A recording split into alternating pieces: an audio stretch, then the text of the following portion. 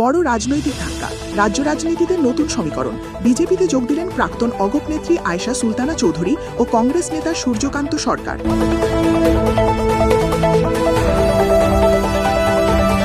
প্রাক্তন অগপ নেত্রী আয়েশা সুলতানা চৌধুরী এবং কংগ্রেস নেতা সূর্যকান্ত সরকার আজ আনুষ্ঠানিকভাবে যোগ দিলেন বিজেপিতে। এই যোগদানের ঘটনাকে ঘিরে ইতিমধ্যেই রাজনৈতিক মহলে তুমুল চাঞ্চল্যের সৃষ্টি হয়েছে। দীর্ঘদিন ধরে অগপ ও কংগ্রেসের সঙ্গে যুক্ত থাকা এই দুই গুরুত্বপূর্ণ মুখ হঠাৎ করেই শাসক দল বিজেপির পতাকা হাতে তুলে নেওয়ায় প্রশ্ন উঠতে শুরু করেছে বিরোধী শিবিরে।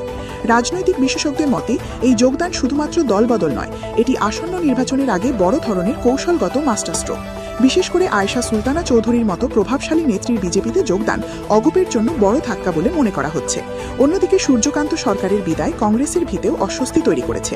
বিজেপির শীর্ষ নেত্রী এই যোগদানকে উন্নয়নের প্রতি আস্থা হিসেবে তুলে ধরলেও বিরোধীরা একে সুবিধাবাদী রাজনীতি বলে কটাক্ষ করেছে। এখন দেখার বিষয় এই দলবদলের ঢেউ কতটা প্রভাব ফেলে আসন্ন নির্বাচনে, আর রাজ্যের রাজনৈতিক সমীকরণ ঠিক কোন দিকে মোড় নেয়। দেখেন, বারবার দল বদলাচ্ছেন, সেই কথার উপরে আমি নিশ্চয়ই বলবো। আপনারা জানেন যে আমি অহম গণপরিষদ দলে ছিলাম। দীর্ঘ 10 বছরের কাজ করার পরে আমি টিকিট প্রত্যাশী ছিলাম সোনাই সমষ্টির থেকে, এবং টিকিট থেকে বঞ্চিত হয়েছি। সেই জায়গায় এআইডিএফের বিধায়ক করিমউদ্দিন বরগুইয়াকে কীভাবে এনে প্যারাশুট ল্যান্ডিং একজন ব্যক্তিকে এনে হঠাৎ করে টিকিট দেওয়া হয়, 2 দিনের ভিতরে জয়েনিং, 3 দিনের ভিতরে টিকিট, তার জন্য আমি দল ত্যাগ করলাম। কিন্তু কংগ্রেসের প্রার্থী যিনি ছিলেন আমিনুল হক লস্কর, উনি অনেকবার আমার সঙ্গে যোগাযোগ করেছেন এবং আমার সঙ্গে দেখাও হয়েছে।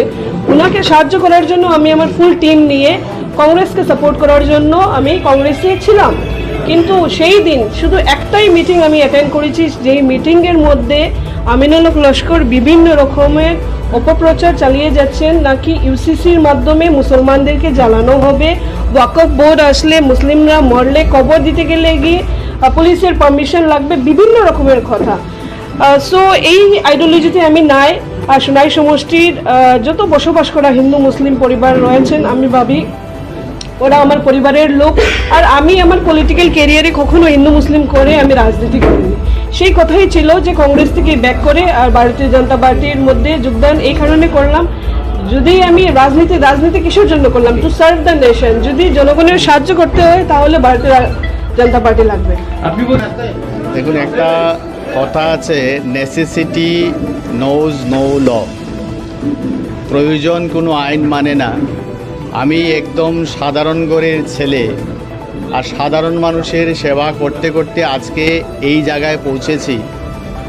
আর এই জায়গায় পৌঁছে আমি যেটা অনুভব করেছি যে সাধারণ মানুষের সেবা করতে হলে আজকের দিনে মাননীয় মোদিজির নেতৃত্বে, আসামে মাননীয় হিমন্ত বিশ্ব শর্মাজির নেতৃত্বে যেভাবে উন্নয়নমূলক কাজ সাধারণ মানুষের স্বার্থে, সাধারণ মানুষের সুরক্ষায়, দেশের স্বার্থে যেভাবে উন্নয়নের স্রোত বয়ে যাচ্ছে, সেই স্রোতে এবং উন্নয়নমূলক কাজের একজন সাধারণ কর্মী হিসাবে সহযোগী হওয়ার জন্যই আজকে আমার এই সিদ্ধান্ত।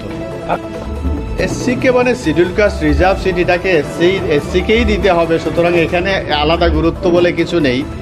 সত্যিকার অর্থে সাংগঠনিকভাবে যেভাবে তফসিলি মানুষকে বঞ্চনা করা হয়েছে, ইন্ডিয়ান ন্যাশনাল কংগ্রেসের আর্টিকেল 6A-তে লেখা আছে minimum 50% should be reserve for the SC ST OBC, এবং স্পেসিফিক্যালি লেখা আছে 25% ফর দ্য SC ST। আপনারা লক্ষ্য করবেন ভারতীয় জাতীয় কংগ্রেসের যে গত গৌরব গগৈ নেতৃত্বে যে কমিটি হয়েছে, এই কমিটিতে কতজন তফসিলি মানুষ আছে।